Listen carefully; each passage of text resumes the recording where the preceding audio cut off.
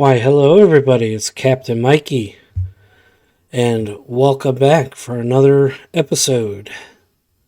Today we are going to be exploring Project Vaterland.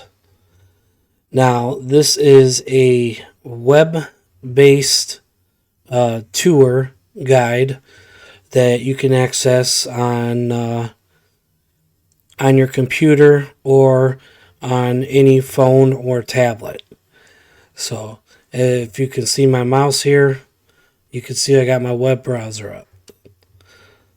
So before we start the tour, I'm going to read through this a little bit. The more of the about section of it. Project Vaterland is dedicated to digitally reconstructing the historical ship Vaterland from 1914. The aim of this project is to produce a meticulous, three-dimensional replica of the vessel utilizing modern computer technology and to generate impressive 360-degree panoramas from it. These panoramas are presented on this website, offering visitors an immersive virtual tour. The reconstruction of the Vaterland is grounded in extensive research, historical photographs, and blueprints. Through meticulous examination of these sources, all pertinent information has been gathered to ensure the most precise replication of the ship. Like an actual vessel, each area has been accurately planned in advance. Any missing or flawed plans have been supplemented using CAD software, with every aspect of the ship faithfully reproduced to the best of our knowledge. This project aims not only to entertain, but also to serve as a valuable educational resource for academic institutions, researchers, and all enthusiasts. It offers a unique insight into the ship with an unprecedented level of quality. One could also call it an interactive museum. Moreover, the project seeks to demonstrate the potential of modern technology in reconstructing and representing historical knowledge. The team hopes that this project will inspire others to undertake similar endeavors, bringing other ships back to life and making them experiential using the same approach. And then you have the core team members here. And then you have the thank you right here. And then if I scroll down over here, guess who's at the bottom? Titanic, Honor, and Glory. So I guess they're partnered with this project. So let's start the tour, shall we? Now, I don't know too much about this class of ships. I do know, however, that Vaterland was the second class ship.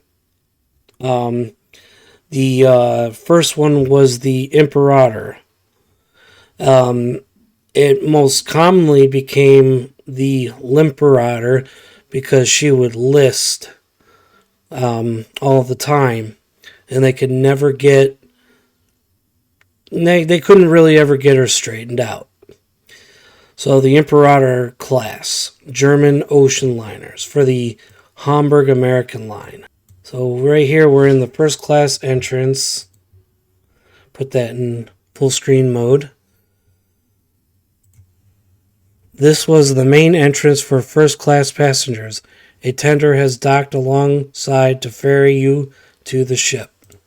So this ship was launched 2 years after Titanic went down, and the Imperator was I think put into service right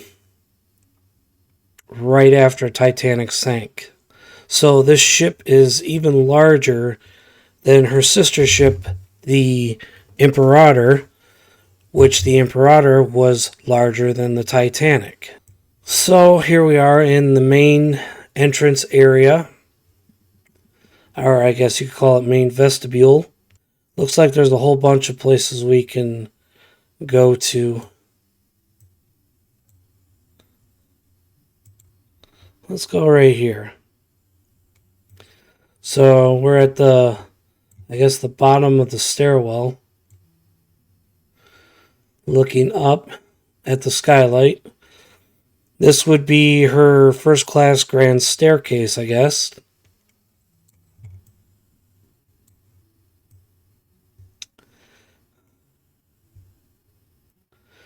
Very cool. Okay, I can't click on that. First class balcony pool room. Oh, wow. Look at that. That is really cool. Very well designed. It definitely reminds me of like some Greek Roman bathhouse or something like that. That's probably the style they were going for.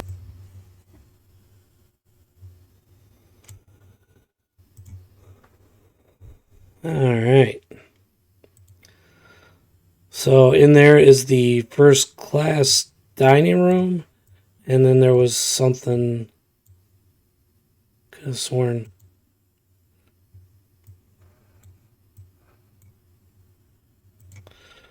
Elevator. The ship had 12 elevators for passengers and crew.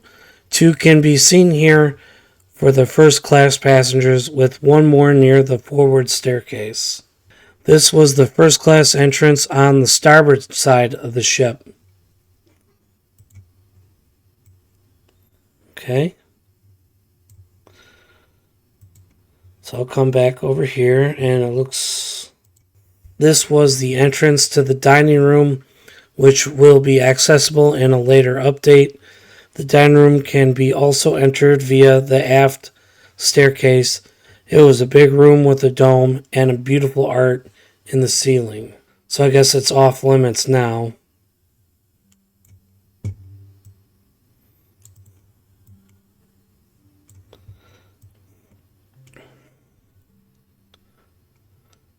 This actually feels kind of cozy.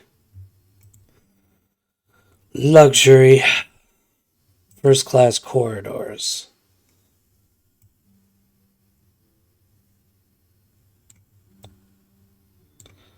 Alright, so that's where I just came from. Handrail. Just like ships today, the Vaterland had handrails in the corridors, helping passengers if the ship rolls. Nice.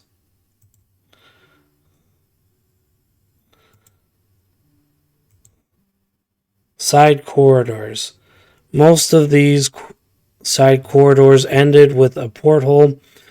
Below was a small cupboard. So that was just like on the Olympic class, how in their little hallways they had the same exact type of thing.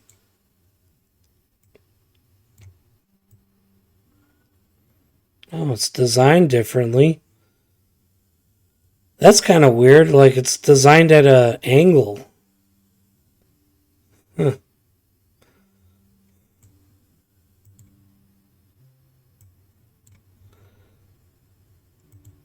Heater. The ship had a variety of heaters, both steam and electric powered. This particular model uses steam. Huh.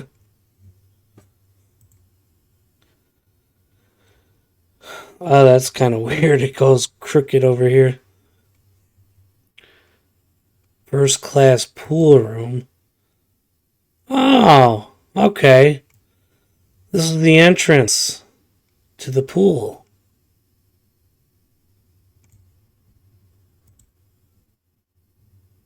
Oh my lord.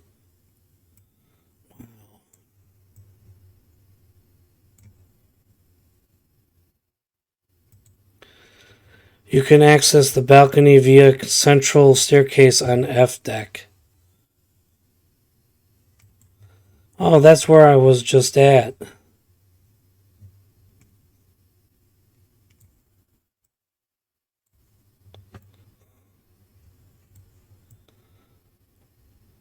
That's so cool. Okay, let me look at the ceiling.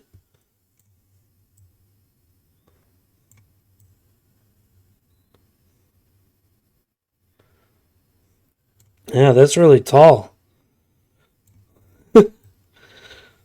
That's like a 4-story tall pool area. From the bottom of the pool, right here, to the top, that's probably like 4 stories. That's crazy. Showers. The pool water was salty seawater. The showers were there to wash off. Changing room. Vaterland had 22 changing rooms, 9 of them in an extra port side corridor, all of them 1.6 meters by 1.3 meters. Other accommodation. This door would lead to other activities like a light bath and massage room. I honestly would have loved to have gone swimming in a pool like this. Door to crew areas.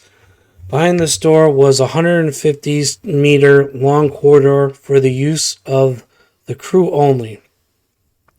The corridor stretched roughly 70% of the ship's length. These fast travel corridors were common on ocean liners, a famous example being Titanic's Scotland Road. So yeah, that's what it pretty much is. It's basically another Scotland Road. Eros. This is a replica of Eros created by Lysipp, a Greek sculptor who was born in 390 BCE. A Roman 2nd century CE replica can still be seen in the Capitolian Museum in Rome. Oh, so I was right. It is based off of like Greek and Rome, ancient Rome. That's really cool. Door to restroom, not the toilet. This room was used to relax. People were able to lay down after their swim sessions and dry off. Oh, is it that room there behind the statue? That's pretty cool.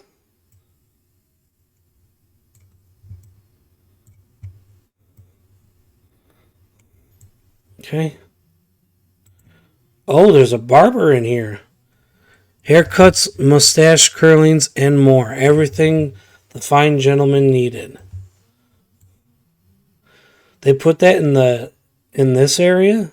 Besides hairdressing, undulation and facial massages were also offered. Would you really want that over here, though? I mean, imagine when you have kids running around this whole thing and people are talking or whatever. I mean, the echoes. We all know how it is in a pool, like especially in a hotel, enclosed pool. You know, the echoes of people talking and yelling and screaming and having fun are super loud. Well, imagine it being in here. Oh, God. Okay, so we're back into the first class corridors. In the original design, no watertight doors were planned for first class areas, but the Titanic disaster caused many changes. One of them was raising the watertight bulkheads in the section to F deck, necessitating a watertight door here. However, they were kept open except in emergency situations. You see, these right here, that's an example of more modern safety features and changes specifically due to the Titanic disaster. Everything was covered with beautiful wood paneling in first class, but the truth is that hidden behind it were a lot of pipes, cables, and steel. Here, one of the panels has been removed to allow for an interesting view behind the scenes. Yes, very much so. And while we can't get closer, you can see the pipes and the vents there. So I'm back out over here, and I was just right there. So I think the only other way now is to go up. Yes. So, oh wow. So F deck. And I can't get over to that side. Okay. Wow. This is absolutely gorgeous. Look at that. Although I would at least think that this would be at least stained glass. Huh. It's still really nice. Look at the wood carvings. Okay, what do we got? Painted by Giovanni Battista Pitononi. I probably butchered that. But what became of it after the auction in 1938 is unknown. Some believe it went to Rome. Maybe. And look at those carvings. Painting above Social Hall entrance. A beautiful painting showing the Nunenworth Island in Rhine River was painted by Professor Wagner. Unfortunately, its location is unknown since the auction 1938. Yeah, you never know. It's probably in somebody's mansion. The Social Hall, also called the Lounge. It was a large room with 4 beautiful paintings, a stage, and a dance floor that was used during the evenings. Nice. Man, look at the way the sunlight just beams through through the railings here, and it shines on the floor. That is so cool. This is really neat. Fire extinguisher. The Vaterland was equipped with hundreds of fire extinguishers. They can be seen in all classes and were delivered by the company Minimax, which still exists and sells fire extinguishers. Interesting. Painting starboard side. This was also painted by Giovanni. It still exists and can be seen in the Walter P. Chrysler Museum in Norfolk, USA. Nice. So here, looks like we have the first class gymnasium with its own unique skylight. That is a big skylight.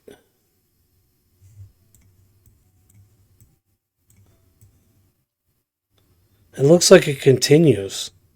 Panel to radio room. Removing this panel would gain access to the radio room, hidden but important for maintenance on the radio machine. Are you talking about the wireless? This gym has like nothing in it. Got a punching bag there. Devices.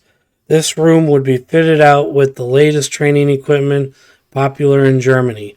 Many provided by Xander. Unfortunately, they have not been installed yet.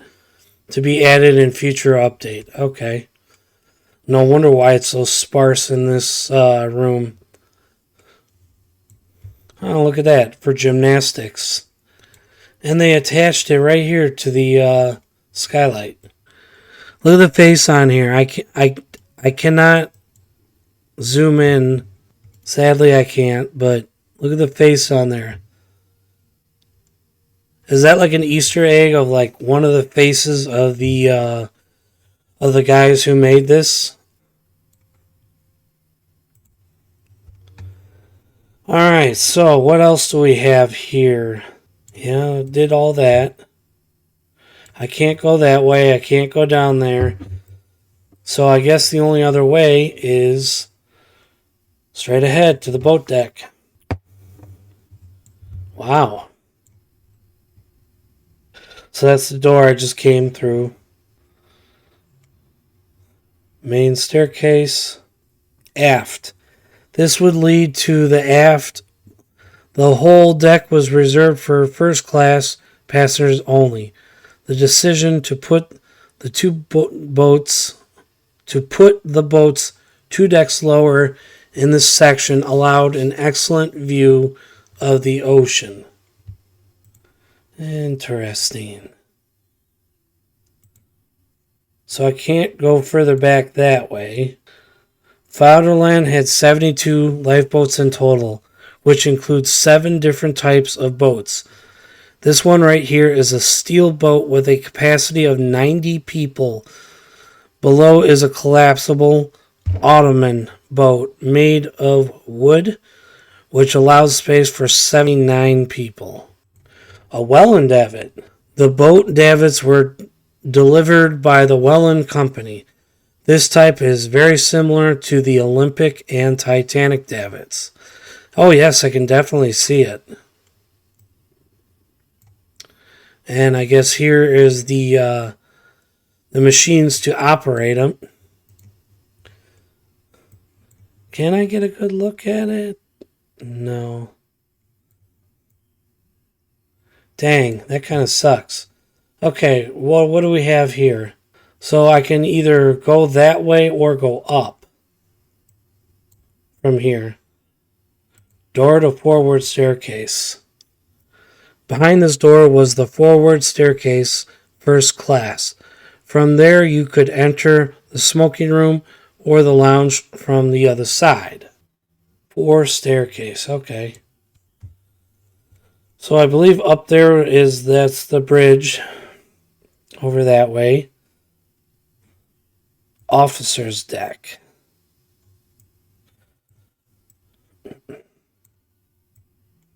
Entrance to officer's house. Crew only. This door would lead to the corridors of the officer's house, which holds officers' quarters, the fire department, and the chart room, and more. Nice. Oh, I don't see the smoke moving. Okay, what do we got? Officer's deck. Ooh. What a view. Look at that. Compass. This was one of the compasses that were connected to I'm not going to say that, a gyro compass system. Vaterland was one of the first ships equipped with such a system, high tech for its time. Yeah, considering, not even Titanic and Olympic had gyros. At least I don't think. I never heard of them having a gyro. So we're basically on the bridge wing. Tender. Oh look, it's the tender ship you saw at the entrance. Yeah.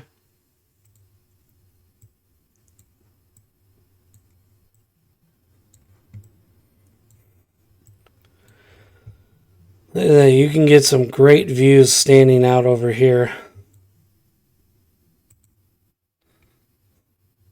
And now we are in the bridge. This bridge is huge. Wow. Not even Titanic's bridge is this big. Titanic's bridge is like half the size of this. Unbelievable. Foldable table. Here and also in the wheelhouse was a foldable table that can be used to place maps and charts. Underwater sound room. Behind this door was a tiny room with thick walls to isolate noise from outside. It had a device similar to a telephone, but this one can listen to underwater sound. This can be used to detect other ships nearby if visibility was very low.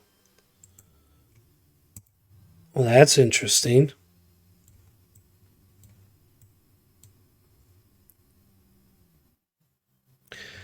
Okay, so it was in here. These heavy telephones were designed to speak with someone in loud environments. They were connected to the after wheelhouse on the stern, the crow's nest, the forecastle, the capstan engine at frame number 62, the main engine room, the engineer's log room, and the steering engine room. Watertight door indicator panel. Not only this panel allowed to see which watertight doors is currently closed, the lever in the left can close all automatic doors at once. Alright, so here I am center. Double telemotor. A telemotor was used to send steering signals via hydraulic to the steering engines. Binnacle. A binnacle houses a magnetic compass on top. So similar to Titanic's wheelhouse.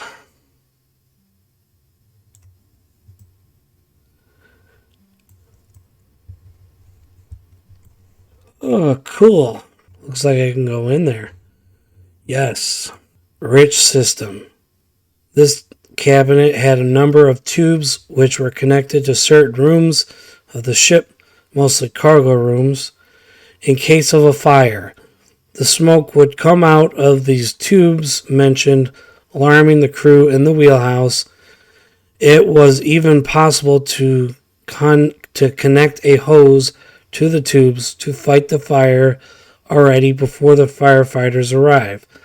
Oddly, it was not in the fire department at first, but they can be called with the telephone on its left side directly. After World War I, the rich system was modernized and placed where one would expect it. Well, they were certainly ready for any kind of hazard. So here I am in the chart room. Cabinet with books. Apart from large maps, the chart room also needed a number of books.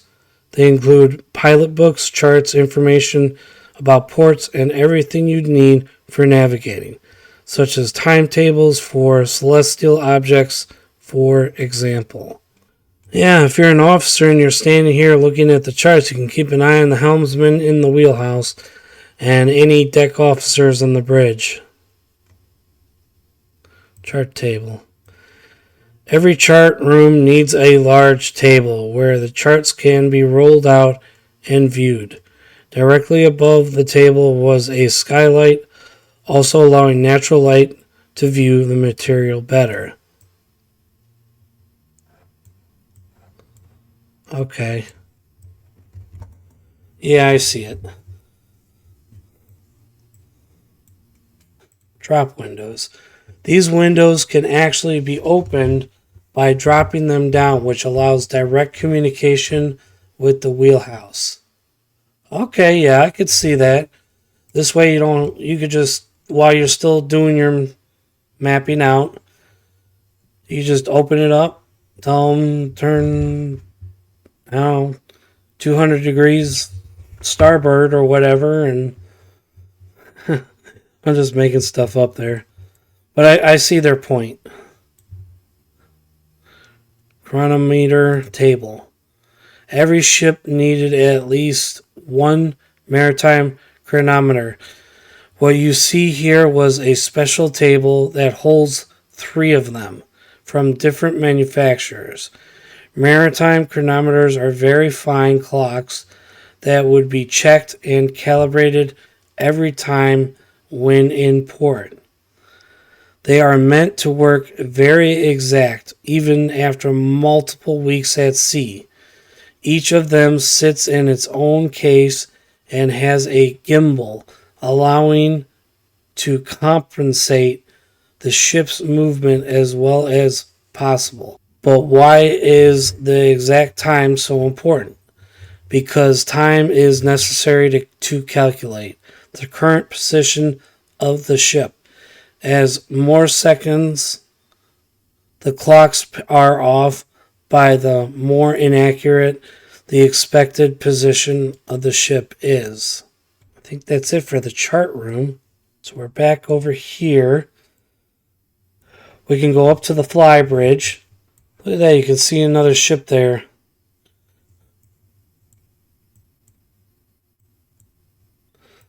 So we got ourselves a little fly bridge here. Wind hood. Wow. This giant air intake was for the Howden draft system, which supplied the boilers with air. Later, during the reconditioning, when she was known as the Leviathan, it was removed and replaced with 4 smaller intakes instead. 2 right here and another 2 further back where the skylight for the forward staircase was. Yeah, look at how big those are. They're massive. It doesn't look like I can go anywhere else. What appears like a bell at first was actually a magnetic compass. One would remove the bell-like cover to use it. Okay, yeah. I see it. I guess that's all we can see up here. Can I get to the other side? Yes, I can. Anchor and mooring telegraph. These were used to send commands for the anchors and during docking for the mooring lines. I am dead center. Rudder telegraph. A rudder telegraph showed the current position of the rudder and can also send orders to the steering engine room if necessary. However, under normal circumstances, the rudder position would be changed directly with the steering wheel, either from here or the wheelhouse. Alright, here we are on the opposite side, the starboard side of the ship. Searchlight control. No, this is not a Dalek. It was possible to remote control the giant searchlight at the foremast with this device. Nice, so that the searchlight is right there where my mouse cursor is. The SS City of New York. This model of the SS City of New York was created by Silicons before he joined the team.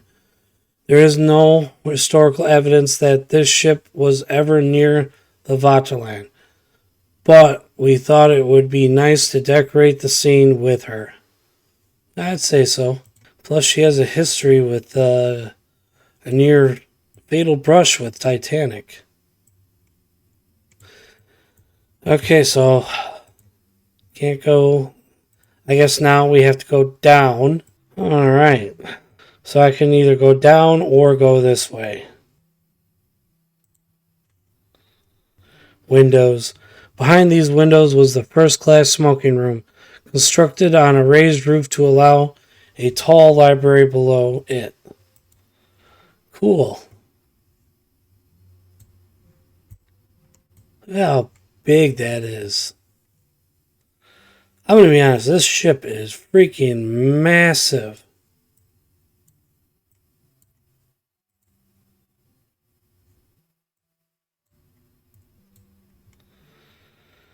Okay, can't go any further that way. Can I... Oh. Wow, look at that. Steam winch. Oh, look at that.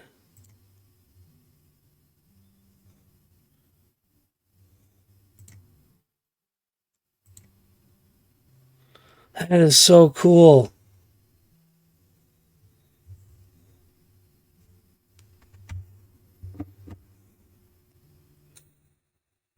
Yeah, that is really cool. So now we can go down. Oh, look at that view.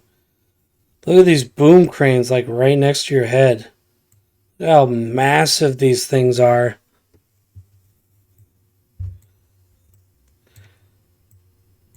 I wonder where that way takes you.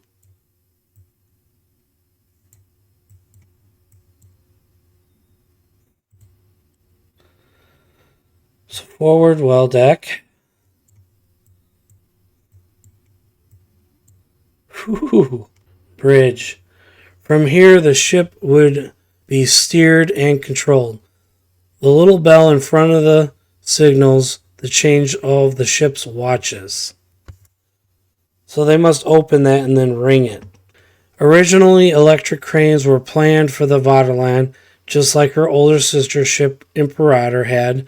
This was changed to manual operated cranes due to the complaints of being too loud. I wish you could move around freely on here, but unfortunately that's not meant to be. This deck house held the primary stairwell for steerage passengers. Cargo hatch. Most cargo hatches of the Vaterland had portholes and even doors in them. This allowed them to be used as an additional staircase with portable stairs when the ship was not being loaded. Okay. Interesting. Thermotank. Behind this door would be a small room hiding one of her thermotanks. That's so cool. Lifeboat stack. Multiple additional lifeboats were stacked here, mostly covered to protect their condition. As an attempt to spot danger faster at night, this giant searchlight was installed. Vaterland's sister ship Imperator was the first ship that had such a safety feature.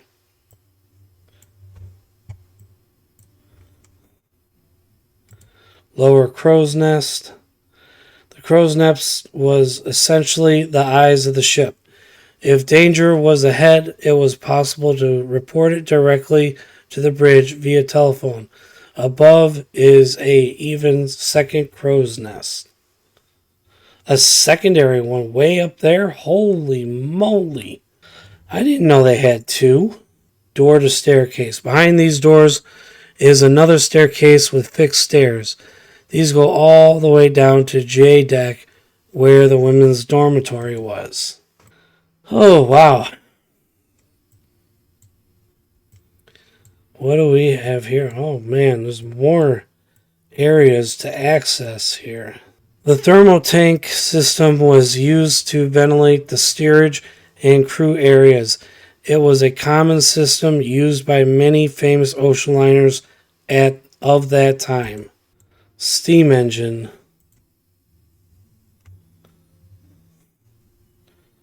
Oh, that's cool.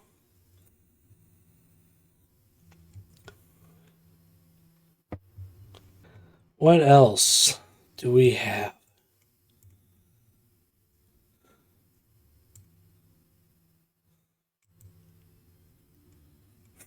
Fourth class wash place. Clothes can be washed and silverware cleaned here. One of the reasons why Hapag was attractive to steerage passengers was because they were gifted a set of silverware that they can keep when disembarked. For those who didn't have anything, this meant a lot. However, they were also responsible to bring it to the dining room and keep it clean. Doesn't matter if you're a paying passenger, you gotta wash your own dishes. That's nuts. Imagine trying to do something like that today. Yeah, it wouldn't fly. I can tell you that. Okay, so we are now in the fourth class dining room. So I guess this is like third class on an Olympic liner.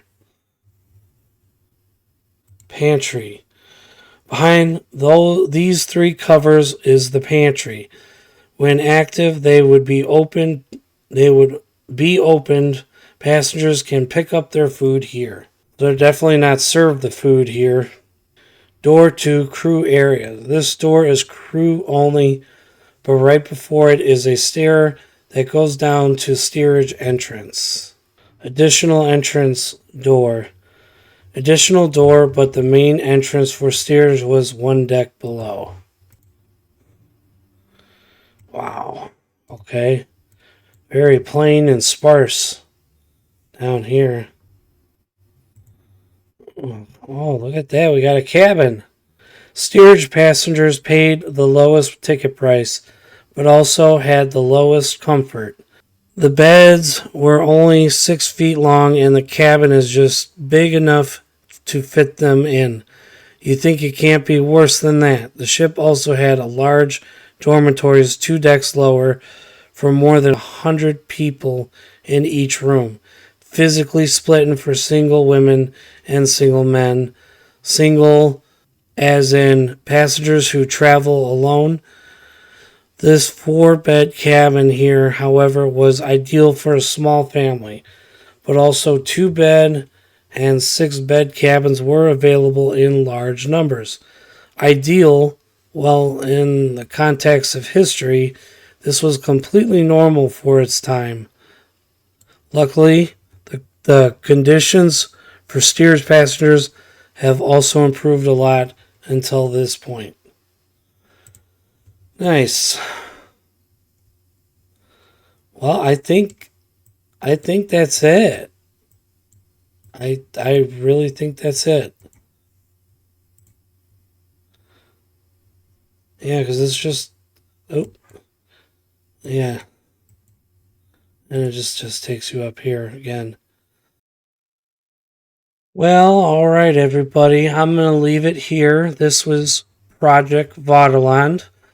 I'm gonna leave a link for this website in the description below.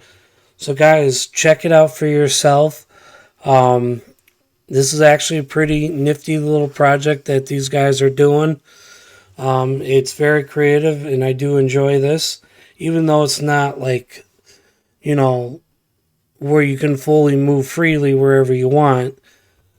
But it's still pretty cool nonetheless. They are bringing history back to life. Guys, make sure you hit that like button and make sure you guys subscribe to my channel so that you guys can keep up to date with the latest videos. So that's it, and I will see you guys in the next video. Goodbye for now.